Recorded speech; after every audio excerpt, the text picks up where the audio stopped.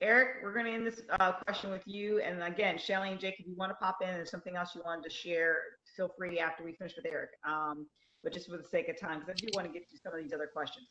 Your thoughts on the portrayal of racism in media, and we're going to go through. And also, I remember I mentioned when Sarah was talking, I wanted you to share, Eric, in regards to the terminology of Hispanic versus Mexican and Cubans, Puerto Ricans, South Americans. Kind of give us an explanation, being an Hispanic male, and am I saying that correctly? Hmm. Saying Hispanic. Go ahead. Yeah, so in regards to that specifically, so I think there's a variety, right? Even when I think about Asians, right? Um, Hispanics, for example, when we think about Asians, we say Chinese, you know? It's very ignorant. So we call the entire Asia Chinese. And so that's one point of view. And the what tends to happen with the Hispanic community is that they when you call Hispanics or when you refer to Hispanic, they're referred as Mexicans. Now think about that for every part of the different Hispanic people, they want to be represented as, let's say, for example, myself, I'm Venezuelan, that's my background. Um, and so that's that angle. Um, Something that a good explanation I give people, an example, it's in the media. That's actually promoted by the media that every Hispanic, for the most part, is Mexican. So, for example, when I have someone, I remember a white person told me, "Hey, you Mexican," and I told, "Oh, you Polish, oh, you guy from Ireland." I got him back because that in their psyche is there that's the lower class, possibly in the Caucasian community, whatever that may be, in according to culture. So so that's the ignorance on that part. However, simple as that, like I honestly believe that's the other part about Mexicans.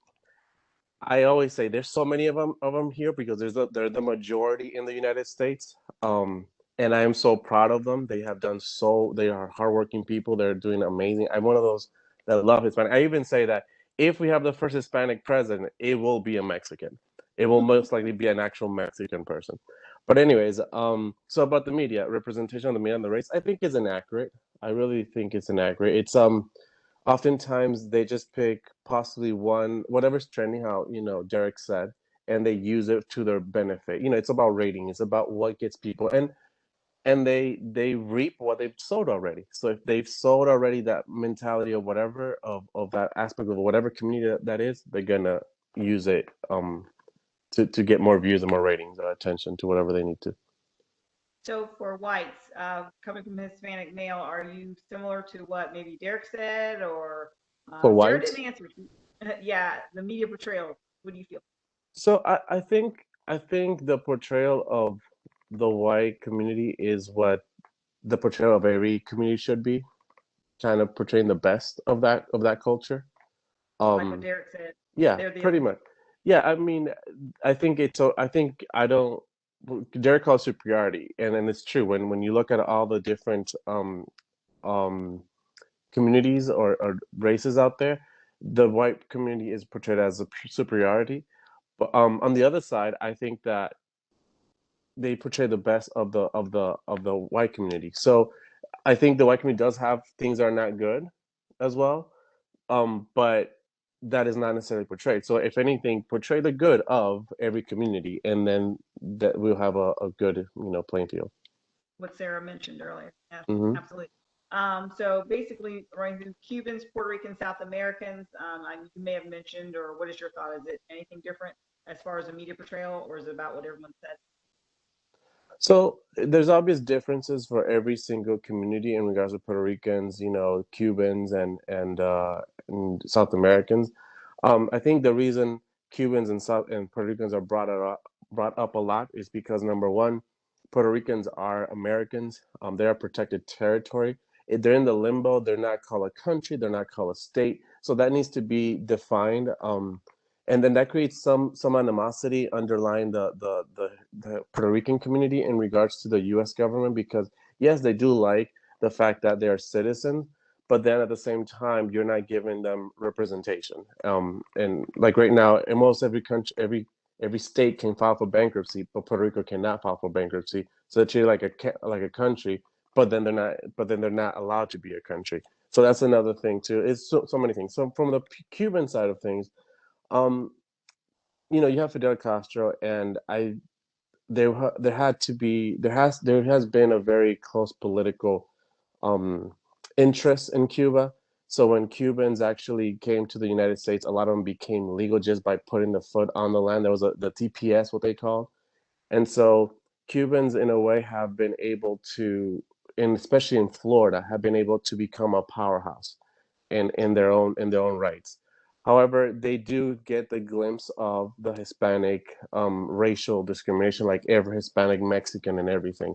But they have a special group of people because of that in the United States, which brings me next to a little bit to make that connection here. Venezuelans, we have a similar story of Cuba as we speak right now. There's a government out there that's not necessarily capitalistic, put it that way. It's very dictatorship in so many ways. And so, but the richest Venezuelans, We lost um, you. yeah, I'm sorry, the richest Venezuelans live in Florida. And right now, for example, 200,000 Venezuelans are in the country, and they're thinking about putting TPS. So the Venezuelan community in Florida are gonna get that, are beginning to become like Cuba representation in the United States, et cetera, et cetera. So, anyway, um, well, you have to think in terms of Hispanic is the same way of capitalism, which is the following: every Hispanic community is considered given importance according to how much wealth they bring into the country. Mm, So a lot of the Venezuelans that are coming to this country are wealthy Venezuelans. A lot of the Cubans that made it to this country are wealthy Cubans. And so they are given a better representation in their country. Laws are being passed accordingly. And in Venezuela is because of the oil. At the time, there's a lot of multi-billionaire oil owners or people who became millionaires that nobody really knows. Anyways, so that's along those lines. Um, you said in South America. So you see, sometimes we group South America, how you say, because it is perceived as poverty down there. Um, but if you think in Florida, for example, you have Brazilians. They're a pretty strong community here. They are pretty wealthy, and they're given importance in the United States. I think when people think about South America, they refer to those countries down on the line of Mexico, Guatemala, Salvador, all these different things. It's kind of like Central America. So, um, but in reality, Venezuela is part of South America. So there's a lot of yes. mix in there. So that's the thing. That's when I think about the media, they kind of put people into a box and is inaccurate because there's diversity in all of it. Yeah. And like you said about the money, and that was a good point. Sometimes the money talks, especially in these other countries. Real quickly, blacks in the media, their portrayal, you think it's accurate? Or like It's, everyone else, you agree that it's you know, how can I put it? It's very mixed in so many ways, but obviously, from a person that's not black looking at it myself, you have the cool side of being black, the Michael Jordan, the artist, the everything, the artist part, everything that you like about the culture. But then when it comes to daily life living, and it's portrayed on the news, is not what you need it to be. Like, it's there's not the good side. It's everything is like the side that you don't want to talk about, or you don't want to see about your own culture. And so that creates fear for a lot of people when they look at that portrayal of the black community. Asians and Muslims and Jews, this last groups. Do you think the Asians, portrayal accurate or well, there's a lot into it. For example, I look at it. See, I'm a marketing guy, so I always look at things of audience. So I break it down like that. Um, so, for example, I didn't know that Asians were Indians as well, Indians, but they are kind of put in their own box. They're not put in the Asian box, but they're Asian. Um, I think it depends on who you're looking to. If you look at Vietnamese, they're treated differently how we would treat a Korean. And even that, there's a South Korean, there's a North Korea. So that is portrayed like that. So in general, the media does portray, for the most part, tries to pick the smart side of the Asian community, and put the smart kid in the room. Um, and the family part, I mean, it's so strong, it's hard to deny it. They're very strong on the family side, so they portray that as well. Which is a They're good not sign. a Yeah. lot of, yeah. So that's a good. It's for the most part, it's good, but it depends on what movie they put it or what newscast they're putting it. And for Muslims and Jews, the media portrayal, what is your thought? Is it accurate? Isn't accurate. I do believe. Oftentimes, when we talk about the bad stuff about a community, it's always a smaller part, you know. But again, it's according to what we need to portray, according to what we need to communicate. So that's the thing with Muslim. I honestly love the Muslim community. My professor, one of my teachers in high school, actually, he was from Notre Dame, Palestinian guy, psychologist. He opened my eyes to a lot of things, and I love him. I love him for that. Right now, I work with an organization called SALT, and we have another nonprofit that's called Food Not Bombs. That's their nonprofit, and they bring in food for the homeless, and they are really good people. Their principles are really good. So it's a matter of what you try to look for. All right. I want to thank you so much for your answers. We're going to move on. And I do have to, because time is winding, so I do have to cut some of these questions. I have a short definition for racist, so keep this in mind when we talk about the next question. A person who is prejudiced against or toward people or a racial ethnic group, typically one that is minority or marginalized. Again, that's a definition of racist. A definition of prejudice, perceived opinion that is not based on reason or actual experience. And that's on each individual basis. A perceived opinion that is not based on reason or actual experience. So keeping those definitions in mind, this is the question. Without naming anyone in particular, would you say, or perhaps say most of your family members, close friends, circles of influence are racist or prejudiced, or no? So looking at family members, close friends, your circle of influence, would you say they're racist or prejudiced, or no? What is your answer? So we're going to go first with Shelley. I would say no. So one of the things that I would like to even clarify about racism is I think that when you have the ability to negatively financially impact a marginalized group of people or anyone, I think that's really what the key factor is for me with racism, because you can dislike me, that's great. But when you dislike me and you don't allow me to get a home loan, that is different. When your prejudices impact me financially or even as far as my health, like when Sarah alluded to the USA Today article that looks at the number of people in Memphis that have gotten the COVID vaccination. This group of people that are a smaller proportion of the population. So I think I would say no. I'm African American. I don't have any bank presidents in my family. My mom and dad were school teachers. And my husband was a Knox County Sheriff's officer for almost 20 years. And one of the things about my husband, he treats people fairly, in my opinion, sometimes almost too fairly. But and maybe I'm just being naive, but I would say no, because the question is, with my understanding of the definitions and without naming anyone in particular, would you say some or perhaps most of your family members, close friends, circles, influences, or racist or prejudiced? No. If I have anyone in my circle that I think discriminate or prejudice or racist, they won't be in my circle. And I believe that we become the company that we keep. And so my answer would be no. Okay, so being a Black woman, you can honestly say you don't have Black family members or friends who are racist against another race.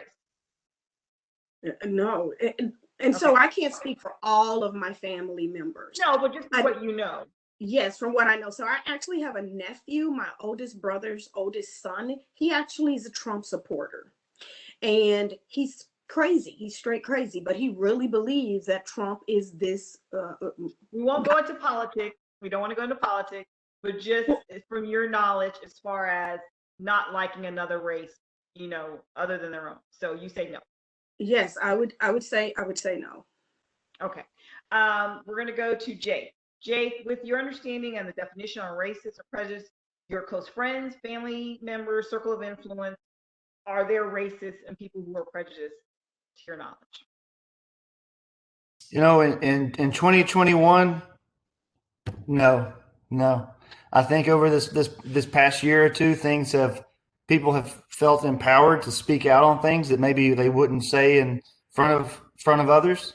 And there's been at least two individuals in my social circle that have been excommunicated.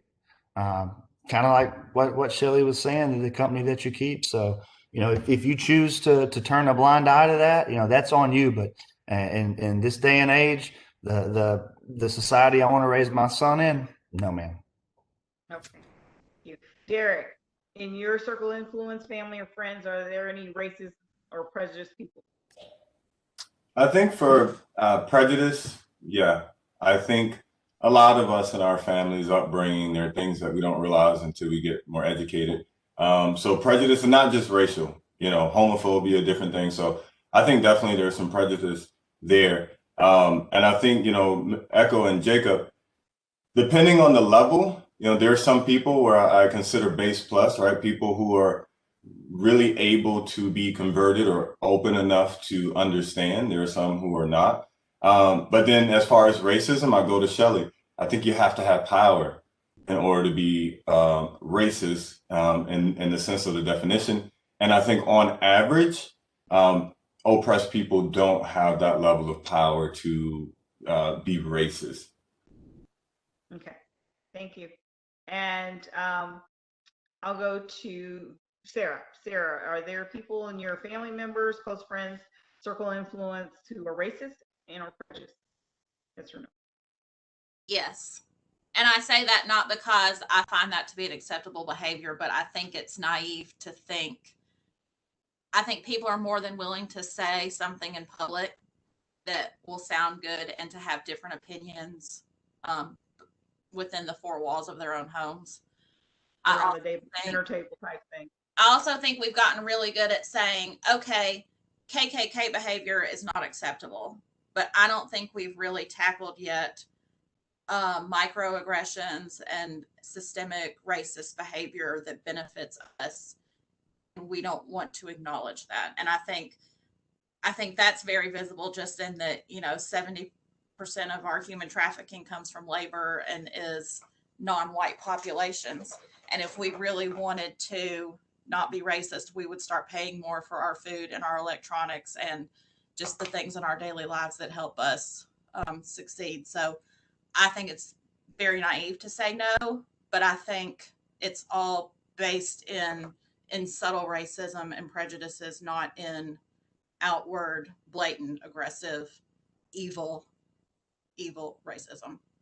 So you would say yes, there are those in your family, or circle of influence, not just your family, circle of influence. I think in everybody. I mean, I think we try, because if I were to say no, I think that would be giving myself too much credit of kind of like Derek said, we're learning every single day. And when you know better, you can do better. But sometimes you still don't know better yet. So I still have a lot of improvement to do. And I know America as a whole does. And if I'm going to say that we need to do better, I can't say that I don't need to do better. We all need to do better. Okay, thank you. Eric? Your close family, friends, circle of influence, are they racist or prejudiced? So according to what I know in regards to what I have come to learn and my eyes been open to, I think there is in my family, I would say. Notice my circle of influence immediately has not been my family right now. So let me add that into the mix. The reason why is because I live here in the US. My mom lives in Spain, my father lives in Venezuela, my sister lives in Puerto Rico. And then most of that family's all over the world. Now, my friends are kind of like my family, and among my friends, I would say that there is um, not racism, I would say. If there's prejudice, I wouldn't say against. Um, there's prejudice, I'm sure, like everybody. But as of right now, according to what I know and they know, no. But like for example, myself, I know when I went to a church, a black church first, I thought everybody was black. As simple as that. And then I later learned that there's diversity in black. There's people that are from the Caribbean. There's people that are from Africa. There's people that are African American. And even within that, there's, some level of whatever you want to call it. So anyways, I am, and within the layer that I know, among my friends, no. Among my family, yes. Prejudice, not racism. That's according to what I know. Thank you for that. So moving on, I'm going to skip through some of these. I just wanted to ask this one question. Let me see here. Being honest, do you have a problem seeing interracial couples? And if so, which ones bother you the most? And why? So I want your honest opinion. So I will go to Derek and ask you, do you have a problem with seeing a white male, Asian female? Just quickly. No, absolutely not. I have. White male. Oh, Oh, go ahead. No. okay. White male, Hispanic female. Nope. White male, black female. Nope. You don't have a problem. Okay. Black female, Hispanic male. Nope. Black female, Asian male. Nope. Black female or white male. Nope. Okay. All right. So I want to ask the same question to Sarah. White male, Asian female. My answer to all of them is no. And I think that's No. a generational thing. I would say that Derek and I are probably the same age. And I think for probably like our parents and older generations, that's a much bigger deal. I think to us, that's not a big deal. And I think that kind of goes across political spectrum as well in America now, socially. I think we've progressed a lot. And honestly, from a personal perspective, I am a thicker white girl, and that is not something that's super popular with white guys. So a lot of the time when I'm out socially, the people that are paying attention to me are African American and Hispanic men. So I really don't want to have a problem with it because it's culturally who's more in tune with me. Okay. All right. You're being honest. And I appreciate that. I appreciate And that. just add one thing, just one, I know you're moving on, just one caveat. The one thing that I do with my kids, right? The one thing that I do say to them is that you do need to be mindful of what that means. It's not like you're just going to run through fields of flowers. Be ready for and mindful of the circumstances you'll find yourself in. I think that's the biggest thing I tell them, no matter who you marry. But if it's culturally different races, you got to be prepared and really think through what does that look like. All right. And that's honest. And I appreciate you bringing that out. Ms. Shelley, any problems with what the categories in regards to the interracial that I mentioned? Yes. Yes. And let me just tell you, this is my issue. Many times. Is that, let me ask you, is that for each one or is there a certain one? Do you want me to go through? No, I'm going to tell you. It's Okay. the ones where African American females are not valued or seen as beautiful, or so this is really my issue. And so how Jake talked earlier about this is the heel die on. This one is mine. When you look at so many movies and you peel back the layers of the onion, at the very base of the point of the movie is to save the white girl. Almost every single Tom Cruise movie, almost every single James Bond movie, those kinds of movies, the love interest is 99.9% of the time going to be a white female. And even as Derek talked about our standards of beauty, what do you qualify as being beautiful? Generally, people that look like me are not the reason the good guy is fighting in the movie. And so when I see interracial, not just interracial couples, it's where African American women are not the ones that are being sought after. So even like right now, there's this movie on Netflix called Bridgerton. The love interest man is a man of color. The love interest female is a white female. It's a great diverse cast. The only young African American female in that movie is an out of wedlock pregnant girl. That sends a message. And so as we talked earlier about the media portrayals, that only substantiates Black women being promiscuous, Black women having sex out of wedlock, not being married, not worthy of being married. And that's really my issue. As an African American female, I am beautiful. I am desirable. You can name one movie where Tom Cruise's love interest is a black female. But you can name many movies where Will Smith and Denzel Washington, the love interest is a white female. And so, and my husband knows, oh, here goes Shirley again. We all deserve that love. We all deserve that attention. We all deserve to be made to feel sexy and beautiful and lovely and desirable. But the media does not portray all women that way. So that's my issue. My brother is married to a white lady. They've been married 30, 40 years. And so my nieces and nephews are black, part white. I don't have a problem with that. I just want all women, Hispanic, Asian, African American, to be seen as beautiful, to be seen as worthy of being on a cover of Vogue magazine. So that's my issue with interracial couples. Everybody should be, if I'm only drinking Coke my whole life, and I'm told Coke is the best thing out there, well, when Sprite comes along, I don't want Sprite. I only want Coke. We all need to be seen as beautiful and lovely and intelligent and sexy and desirable. Unfortunately, that is not how African American women are many times portrayed in depictions. And you name the movie, almost every single time we're fighting. I appreciate it. So you don't have a problem with the interracial couples, but the media portrayal and society portrays people or women of color or what have you are not portrayed, and really black, because it's really black. Will be above, or Asians will be, yes, a step above. It's really or black. If they are black, they're higher skinned black. Yes, they're who black. are considered for these parts. So yes. I get you. Yes. I mean, it's the Halle Berrys. It's the Halle Berrys, and I don't have any problem with Halle Berry because that goes back to what they talked about earlier, and I think Sarah mentioned it, and Derek mentioned it in media, where it's the whitewash or whatever, trying to get it closer to white. I think we all have mentioned that. And if they portray that closer, and this is another topic, another day, and forever talk about that. But I know when I think I read somewhere in Hollywood, they even black people in a black movie classified the black women from A to D, and they were A if they were lighter skin, better hair, and D if they were darker skin, maybe look like Michelle with the dreads type thing, which was really shocking to me, very sad. But I want to bring that out. But I get what you're saying. I do. So, but I want to move on to this question. Jay, your opinion, do you have a problem seeing interracial couples? And I can go through, or do you already know which ones? Do you have a problem seeing that? I'll be short and sweet. I have no problem with that. I think that's a sign of progress from our generation, from our parents, like Sarah was saying.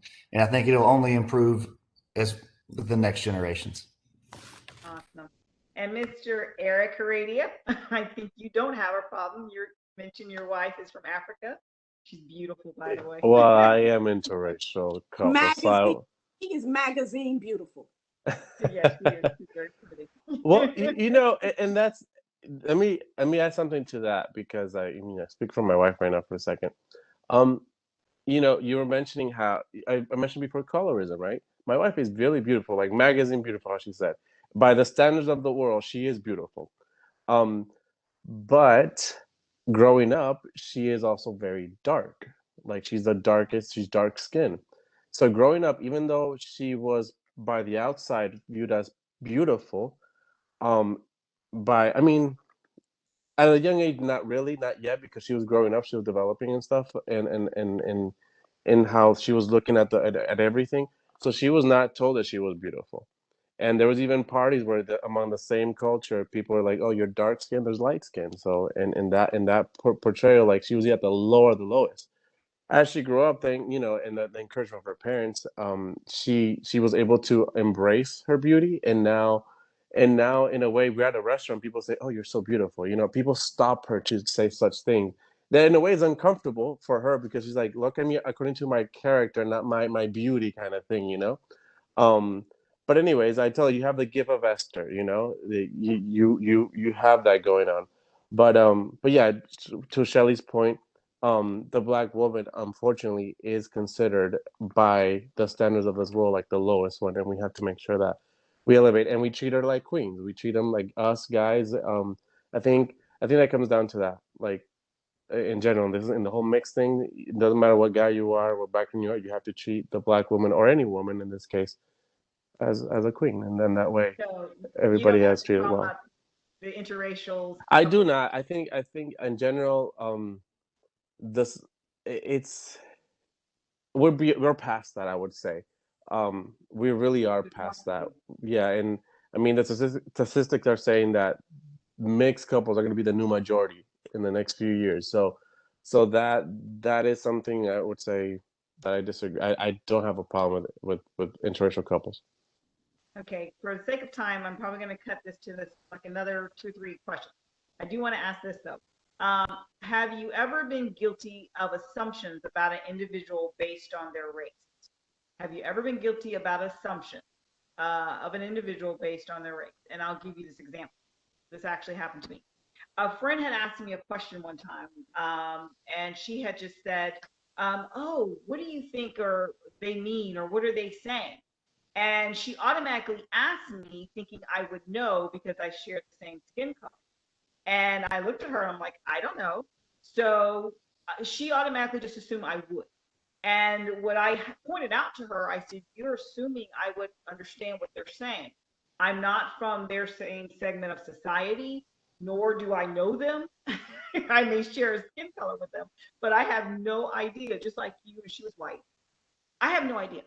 So that being the case, have you ever been guilty of assuming an individual would automatically know what this other individual is saying or understanding because of the color of their skin?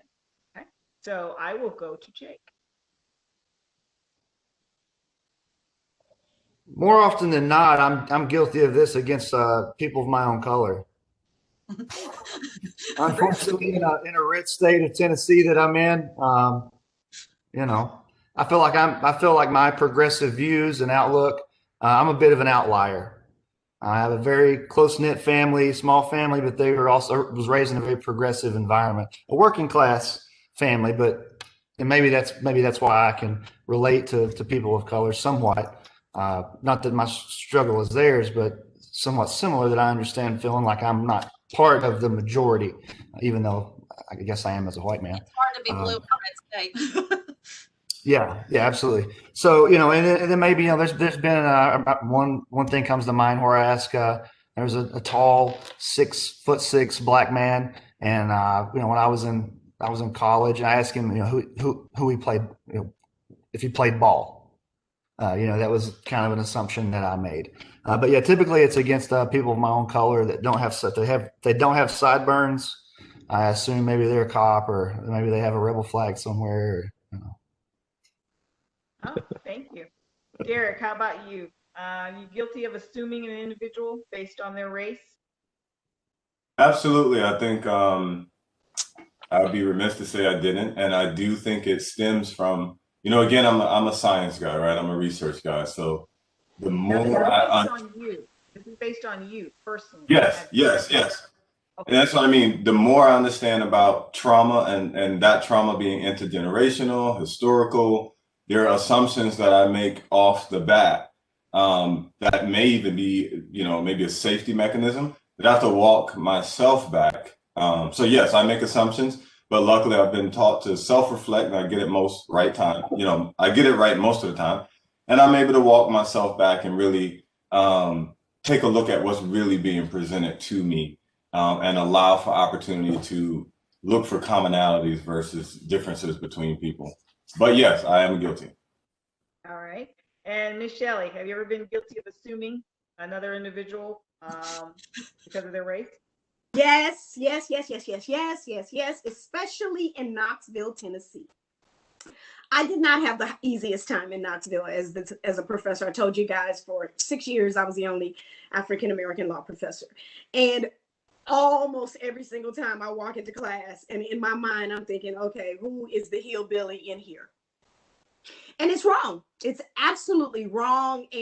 But I believe that God allowed me to spend as much time in Knoxville as I did to show me you can't just look at people and decide who they are. So I had this one situation of teaching criminal law, and I just randomly picked on this male to be my example in this divorce that I was talking about. Something happened in the divorce. And He's very tall, like 6'7", this guy was, very skinny. But his response to me using him in the example, he was very angry. So I immediately thought he must be gay. He got mad because I put him in this relationship hypothetical. As it turns out, he wasn't gay. He had just gone through a very bad divorce. Know that. and it turned out he was very left-leaning in his political thoughts. And I never would have guessed that either. So I think a lesson that God has taught me, I went to Howard University. As soon as I left Howard, I started law school at Texas Tech. Horrible cultural shift. But God took me from Howard to Texas Tech, East Texas, to show me not all Black people are good and not all white people are bad. And over the years, God has shown me that you cannot just look at a person, even an accent, because it is so difficult to listen to the people in Tennessee's accent and not think, what is wrong with you? Who talks like that? Even my husband, as I met him, he sounds to me like a white, hillbilly white guy. And he's straight African American. So, but God is working on me to show me you don't have some monopoly on who's the good and who's the bad. And that's just me being totally honest. Yeah, and that's true. And I appreciate it. We're gonna go to Eric. Your thoughts? Have you had guilty assumptions about an individual based on their race? I think how can I say this? I've always been so careful, so you always try to be careful. I think I do have um it comes along the lines of jokes. That's when you realize how bad you have it, like how wrong you have it, you know. Especially when you're so sarcastic and is ingrained in your culture. That's when you realize how wrong you have it. And so that's for me, that's how I've discovered a lot of them. Thank you. And Miss Sarah, I don't think I asked you yet, did I? You did not. I would love to say that I don't ever have that problem, but I do. And I would say probably one of the ones that sticks out to me most example wise is I have an African American paralegal, and she is from Morgan County, Tennessee, which Morgan County is very small, very rural, very white. So I remember her when she first came on, and she's exceedingly quiet. I mean, super introverted. And for a long time, I thought that was just, with the other white employees of the office. But I soon found out, no, she's just super introverted with everybody. So, extracting information from her is very difficult. And so I remember one time she told me that her husband owns an auto repair company.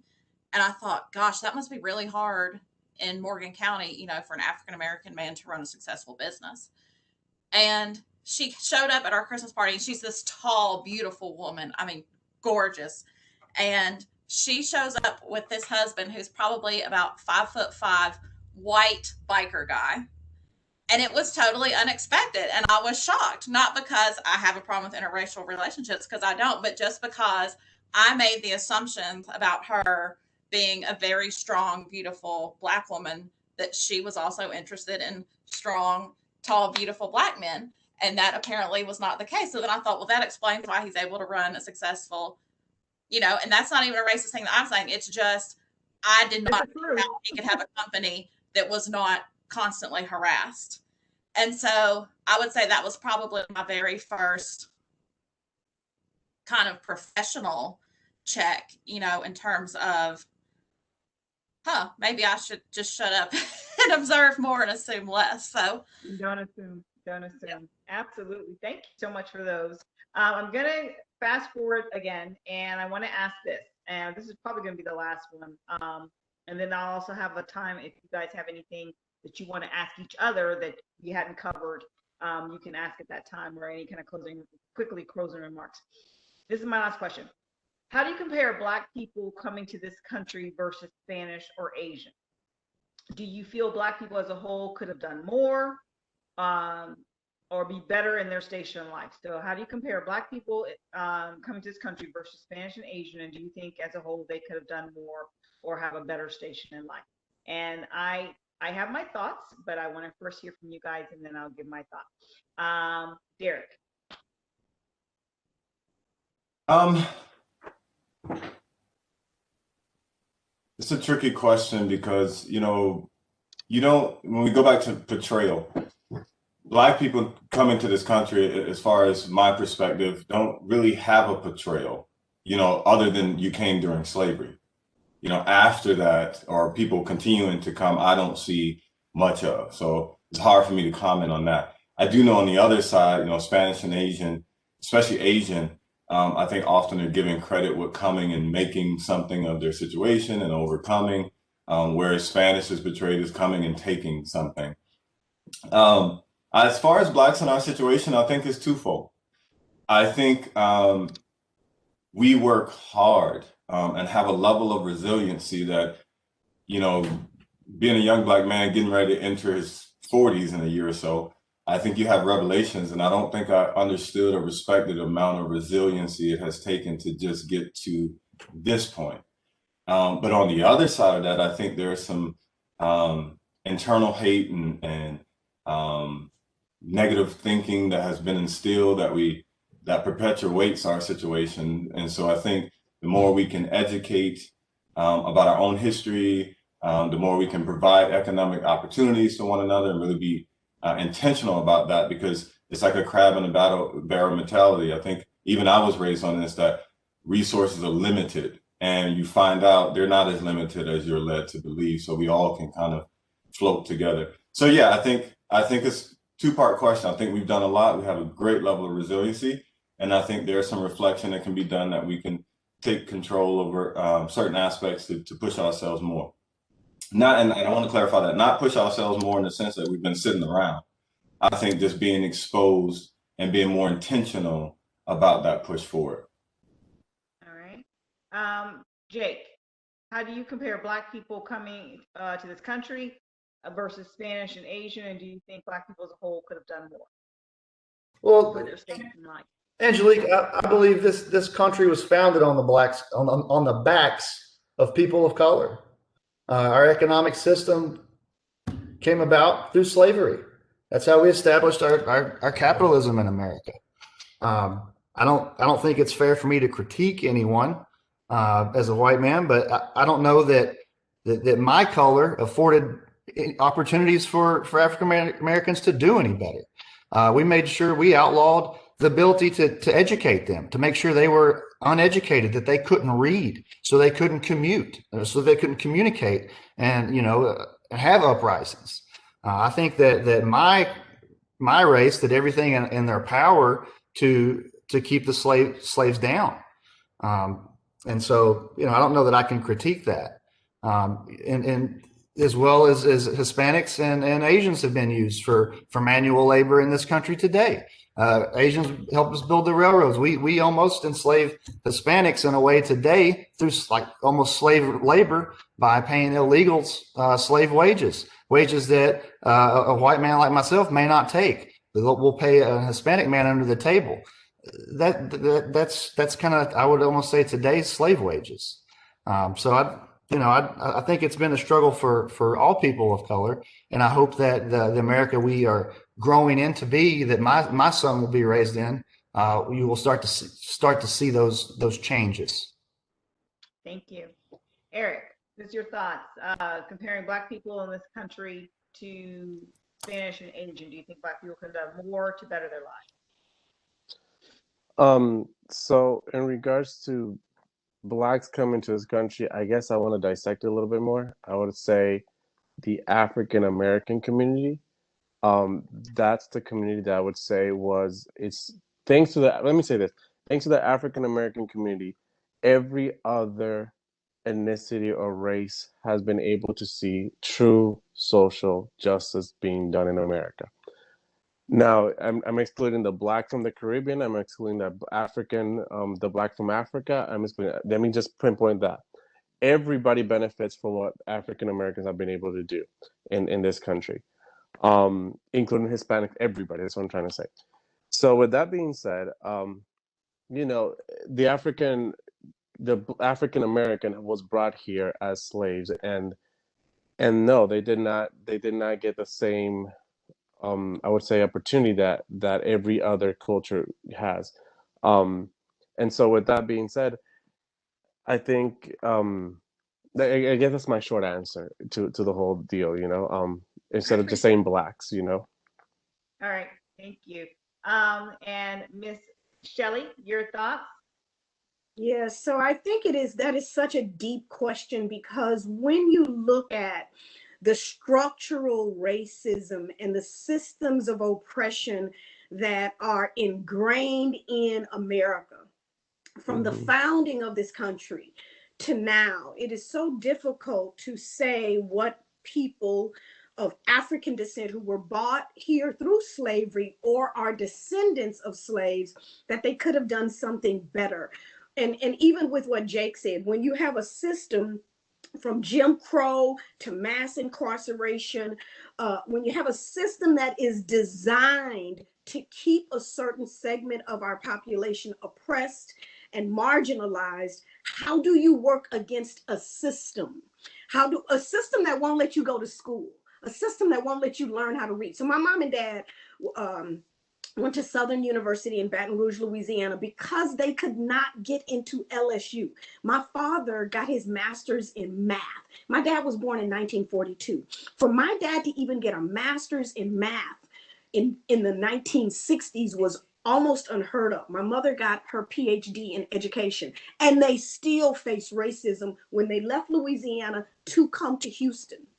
So it's hard to say what a group of people could have done when the system that you're operating in is designed to keep you relegated to a certain place in society. From gerrymandering to drawing, when you can come up with a system where we are going to draw a map so as to exclude and include certain people to be able to elect officials to political offices, like the evil that has been created to keep certain people oppressed is unbelievable. I never would think, well, let me redraw this map. Now we can get a Mitch McConnell out of this map or a Barack Obama out of this map.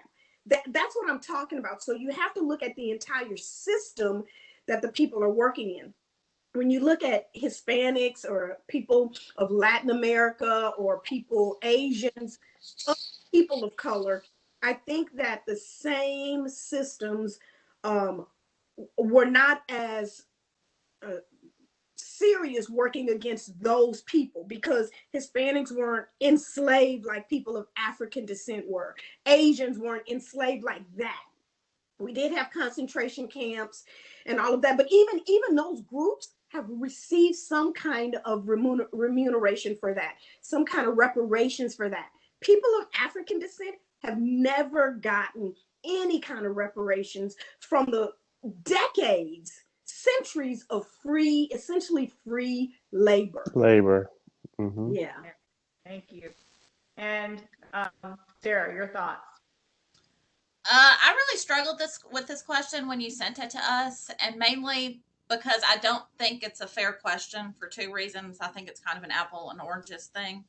And my first thought is, with Africans being brought over, who are now con- consisting of the African American community, they were brought over against their will, much like for a lot of Mexican Americans, the border crossed them, they didn't cross the border. So Hmm. there's this involuntary sense of now being an American, even hundreds of years later, of we didn't choose this life, we didn't choose the immigrant situation.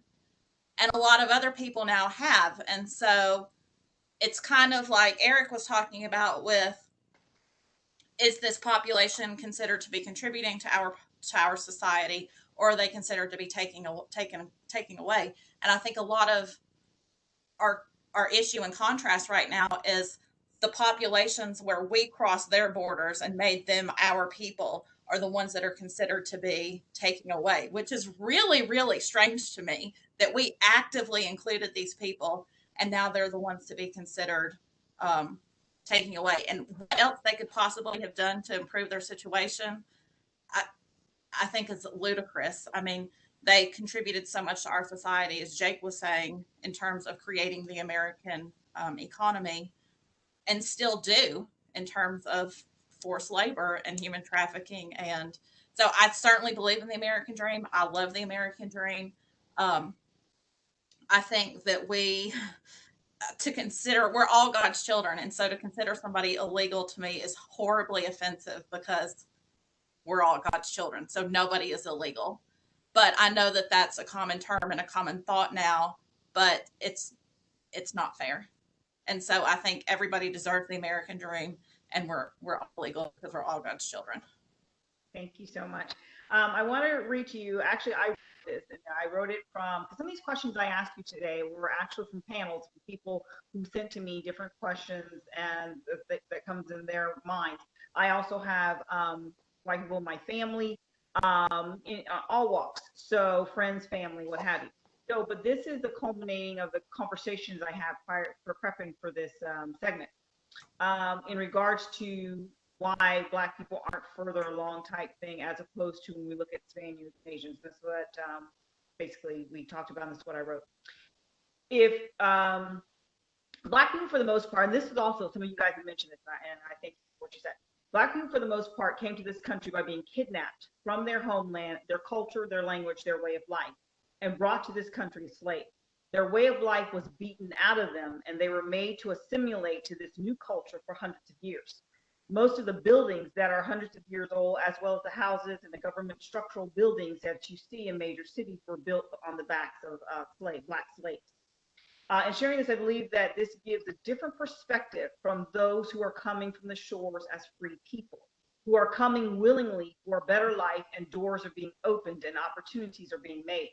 Because more than likely, they have had family members and friends from their culture already here and established, who brought them over, not saying it was cake for them, but compared to what slaves and Blacks endured, it was quote unquote cake. Again, they came over willingly, wanting a better life, as well as the fact that they still had their small nucleus of people. So wherever they landed in this country, that nucleus allowed them to keep their language, their foods, their culture, their religions. It wasn't beaten out of them. They weren't made to assimilate. They were allowed to assimilate together as a nucleus and to strengthen one another. After slavery was abolished and ended, for the most part, Spanish as well as Asians were really not even here. And I think Eric mentioned that. They weren't here back in that time, not in mass. It was the Blacks fighting for equality from Martin Luther King and even before, but from Martin Luther King in the civil rights era up till now, fighting for the equality and to be considered. And this equality was not just for Black people, but like you mentioned earlier, for majority and minority groups, even for wages and what have you. So I just want to bring that out. And I think all of you had touched on that. That's another point, and something that different people who were not on this panel wanted that to be brought out. So at this point, we do need to conclude because it's been a little bit. Any questions that you have for each other? Any questions that you were curious that maybe not have been answered that you want to ask for each other? I think we covered a lot. We did. I almost feel like we need a second session because we have so much more to cover. I'm like, oh, we're not done talking. What would you want to cover in the second section? Just like a topic or whatever, just what comes to your mind, Sarah?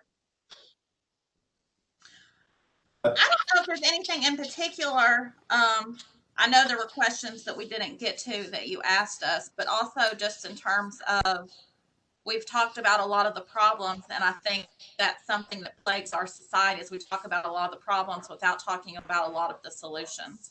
And Derek kind of touched on that in terms of there are real concrete and tangible things that we can be doing to change that. And that's something that I think is really valuable and worthwhile talking about, especially when there's people of other races in the room. Why don't we do that now? Because I want to include that. This is going to be a two-part series anyway, even when I show this. So real quickly, let's go around. What do you feel, Sarah, would be a solution? Just a few concise solutions that you feel can help going forward. I think access to education, eliminating the school to prison pipeline. So education would be a huge one for me. I think also we just need to learn how to communicate with each other. We've got bigger and bigger methods of communicating and bigger platforms and social media and all of this stuff that I think we're so overwhelmed with not knowing how to look each other in the eye and talk to each other and politely disagree about something. So I think we've kind of lost that ability to have the most basic human communication and interaction and understanding with each other. So I think that's really frustrating, especially as the generations go on. We may be more tolerant of interracial relationships, but we're less tolerant of people that disagree with us. So I think that's the very first step to getting them to change their minds is to get them to listen to us. So those are my first two things, but kind of like we've already talked on too, it's so much of it is economic. And when you level the economic playing field, you level a lot of other things out. Thank you. You know, I want to make a point. I don't know if someone else is going to mention that on education. I think the education needs to be a complete education, not a whitewash education, because being an African American woman, I did not know some of the things that happen to Black people in this country, and I was born in this country. I didn't know some of the things in the Tulsa, I think Tulsa and what have you, where the whole Black society was eradicated. They were kind of wealthy and all this stuff. So there are some little issues that in my history books and in my learning, they did not mention a lot of things. And luckily, my mom, she had to work a couple jobs, but she did do a lot. She had a lot of African American books and stuff here on the coffee table. She would talk to us, she would open them. So there's a lot of things that I was never taught that is not in the school system. And I think that was in our political, this last administration, they were fighting, saying, you know, we want this in the history books. So what you said there is very key. It has to be complete education all around, and don't take out the bad. You have to put the bad and the good, all of it, so that everyone is educated. So going around, Derek, what is your thoughts on what we can do to make it better and to try to tackle this? I've drilled it down to three things. I think education is going to continue to come up, but I would add propaganda. And I know a lot of times people hear propaganda as a negative thing, but if you think about one child nation and the one child law in China, if you look at how that was achieved, it was all messaging, very strategic and targeted at different demographics. So I think propaganda and education around Germany, if you look at Germany, I think they have pavers that have the names of Holocaust victims, because it's a never forget mentality. So it goes back to understanding our history will inform our compassion and understanding around people. The second one, I would say mental and physical wellness.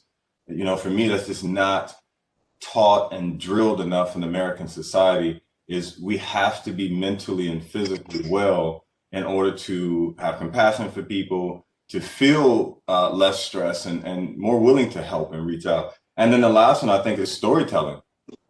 I think, you know, Jacob, I go to, you know, before Jacob made the comment about being scared of the police, if you just said that, anybody else would have said to me, I would have been like, how is that possible? But being on this and listening to where it comes from, I'm like, that makes sense. And then I'm also thinking, it's hard for me to, not now, but before, it would even be hard for me to take that serious, because I don't understand, or I didn't understand your perspective of the police and the immunities, and you know, you also can be scared for different reasons. So I think that storytelling that connect us and give that perspective is very needed. We got to have a conversation much more often.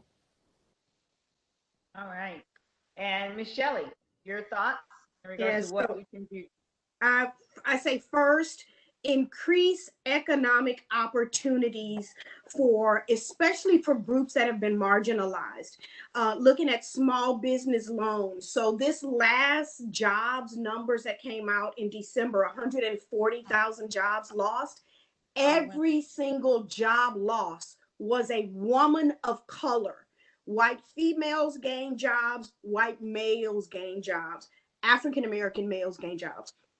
Women of color were every single one of those numbers. So increasing economic opportunities and making sure that those economic opportunities are sufficient to get them on a level playing field. So not, we gave you $5,000, go do something with that. Truly working with the business to make sure that they have what they need to succeed. Another thing, increasing diversity.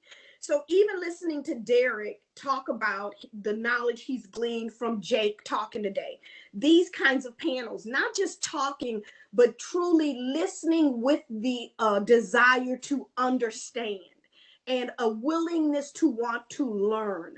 So increasing diversity across the board. I really believe that when we interact, we will learn that we have more in common than we have that's different.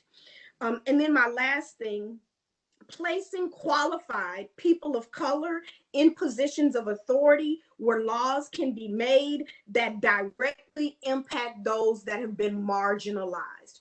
Making sure, because if it's one thing to have a seat at the table, but when you're at the table, your voice is not heard. The things that you believe are important are not acted upon. And I know I said last, but I want to go with what Derek just talked about, mental and physical wellness. One of the things, I wrote an article recently with two other female professors, that looked at how COVID has disproportionately impacted people of color, Hispanic people, African Americans, Native Americans are so marginalized and oppressed.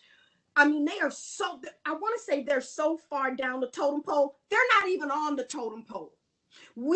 His Native Americans have been done so wrong that it is unbelievable. But as we look at the mental and physical wellness, making sure that people in food deserts have an opportunity to get fresh fruits and vegetables at a reasonable cost, making sure we educate people on the importance of mental health. Sarah is not lying. She advocates all the time for mental health and taking that stigma away from it is okay to sit down and talk to a therapist. You can know Jesus and have a therapist at the same time. So making sure that mentally and physically, because the reason so many people of color are dying from COVID is because we already have these underlying conditions: diabetes, high blood pressure, high cholesterol, a lung disease. We are already, the stress of racism manifests itself in our medical charts. And now here comes COVID. They call it the great equalizer. It's not a great equalizer. It is revealing the cracks and crevices that are already prevalent in our society that has kept so many people marginalized and oppressed. So we definitely need to have another part 5 of this, because I got more to say, but I'm gonna be quiet. Thank you so much. Thank you so much. Eric, what are your thoughts on what we can do going forward in this 21st century to make it better for all of us? Well, I want to go with this man called Jesus. Let me start there. This man called Jesus. He told a story about a good Samaritan. And we know that the Samaritan, when he saw someone that did not look like him, that not anything to do with him, he picked him up and treated him better than his own people. I think that bringing, when you keep looking into the story of Jesus and the gospel, it tells about Matthew 25, where he calls us to take care of the widow, of people that, of the elderly people, just people that don't have clothing, don't have food. This is our main responsibility. If we do not do that, it is even in that Bible that we do not get to enter the kingdom of heaven. It is a decision. It is a moral duty for us to do so. And so with that in mind, it does not matter who you are, if you are black, white, Hispanic, I mean, whatever you are, whatever color you are, it does not matter. It is our responsibility to do that. So with that in mind, something to add to the solution also, because it comes to morality, it comes down to deciding what is right and what is wrong. Everybody is a human. Everybody's created equal in the eyes of God. For interracial couples, because it's something as a solution for them as I'm in an interracial relationship. There's going to be cultural differences, and something that has helped me and my wife is have a belief system, have a God that you believe in. When two people from different backgrounds believe in God and the principles are there, a lot of things are abolished. A lot of things are broken down. We don't need to do a lot of different things that get too creative. So I guess at the heart of everything that we do, I would say go with Matthew 25 at the core of it, and look at it from a spiritual point of view, because we mentioned mental, we mentioned physical. and I agree with every single one of them. I just want to make sure that the spiritual side is where we start. Thank you so much. And Jake, sir, what is your closing thoughts on how can we make it better? There's a shortage in the world on empathy. We need empathy. Now, empathy only goes so far, but I would say that awareness is the first step. Angelica, doesn't help you or Derek or Shelly for me to sit here and tell you, I hear you. I understand. I'm your white ally, which I do want to be your white ally, but it only goes so far. You know, real change to produce results, we need to go a step further. You know, one of the best things I learned in law school was how to truly be objective. I think far too often we get lost in our subjective opinions on things. Well, it doesn't happen to me, doesn't happen to them. We need to do more of like Derek was saying, we need more listening opportunities. I don't know if that's possibly could be influenced by people in the church or town halls, or I don't know how we get there, but I think that is a big piece is the platform to hear and listen to others. And I think it's critical for my race to hear others. I think it's also critical for my race to acknowledge white privilege. I'm going to use a trigger buzzword here. It's very real. It doesn't mean that people, the Caucasians' lives aren't difficult. It doesn't mean I didn't have to join that I joined the Army because I couldn't afford to go to college. Sure, life is hard for us all, but my life wasn't made more difficult because of my ethnicity. And I think that's another piece of that objectiveness. And when we can also see that maybe we have some own biases in ourselves. We growing up in a red state. The man I am today, much different than the 20-year-old I was. So, you know, that ability to be objective, the ability to see the flaws in ourselves, the ability to listen to others, those are the things that we can do as individuals. Taking that empathy and awareness and hearing, and then the next step is taking that to our professional and personal networks, speaking to others that may not be of the minority and getting that message across. When you hear someone you're in business with or in your circles use maybe the N-word or have an outlandish take on things, it's kind of your duty in 2021 to say, I'm going to accept that or I'm not. And so those are things as an individuals we can do. And I think things that the government can do. Shelly, you might be very proud to hear this. One thing that came out yesterday in Knoxville News was a study was done that there are only 97 Black-owned companies in Knoxville, as opposed to 7,000 white-owned companies in Knoxville. The city of Knoxville has released a program to do. They're allocating $10 million in funds over the next 5 years to promote Black-owned businesses. That's with grant money. That's with mentors. It was very interesting to read with this coming up that Knoxville is one of the has one of the highest poverty rates for Black people in larger cities in Tennessee, but not only in Tennessee, but in the United States. And so I am proud of the city of Knoxville that they are acknowledging this and making those steps. So our local governments can acknowledge these things. They can make impacts to alter our future from the past that we've been in. You know, another step for our government, as I've talked about, is something very, very meaningful to me, are police immunities. The ability for law enforcement to shoot first and ask questions later empowers. It's a whole culture that it perpetuates violence. It perpetuates the problems we're having today where African Americans are being gunned down. But also, as I said, Black and white are being gunned down by law enforcement. So it's not something that just benefits people of color. It benefits society as a whole. And I think it's very important that, again, being objective, we bring that to the forefront of our platforms. And then I think also what we're seeing right now in our political climate is going to be a big shift in a people of influence. with people of color and diverse backgrounds in our government. And I think we're already starting to see that in this most recent election, from our vice president to our cabinet members. And I won't get into politics, but I think that's very important to have people of influence with a diverse background as our country is. And then also the mental health piece. Those are my top things for the government. I'll cut it off there for the matter of time. If there's ever an opportunity to speak on this matter further, I would love to be part of it. Same. Awesome. Thank you so much. Any other thoughts before I close? It was really great to meet everybody, and I really appreciated being on this. This was very helpful. It was a pleasure to listen to you all. Yes, I just want to thank Jake and Sarah. When I tell you I love these kids, they are my kids, and when I wrote them, they didn't ask anything. What is it? Am I getting paid? They immediately said yes, and I truly just thank God for the both of you, and I miss you so much.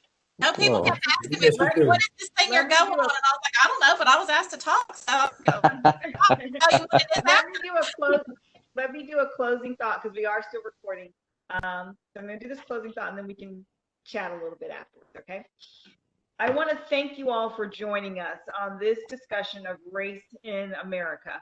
I appreciate and thank my guests so much for being vulnerable, to be honest, to share where they come from, what they see in their walks of life. I hope this show has helped you realize and maybe look internally to where you are, where your family, how you're raising children, if you have children or nephews or neighbors or school children, what have you.